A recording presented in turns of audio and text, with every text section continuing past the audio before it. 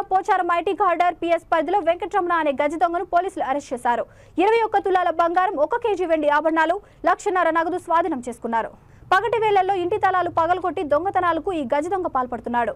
పోలీసుల ఇన్వెస్టిగేషన్ లో గజ దొంగ వెంకటరమణపై ఏపీ, తెలంగాణ రాష్ట్రాల్లో సుమారు 250కి పైగా కేసులు ఉన్నట్లు గుర్తించారు.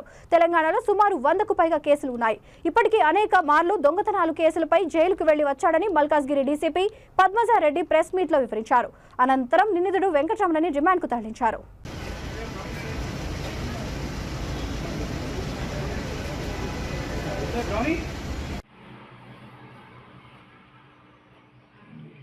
రైట్ హ్యాండ్ కూడా ప్రాబ్లం, రైట్ హ్యాండ్ కూడా మూమెంట్ చేస్తలేదు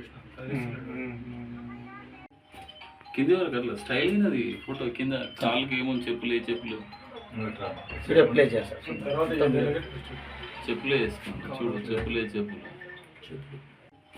కింది వరకు అట్లా స్టైల్ అయినది ఫోటో. కింద కాళ్ళకి ఏమో చెప్పులే చెప్పులు చెప్పులే వేసుకున్నాను చూడు, చెప్పులే చెప్పులు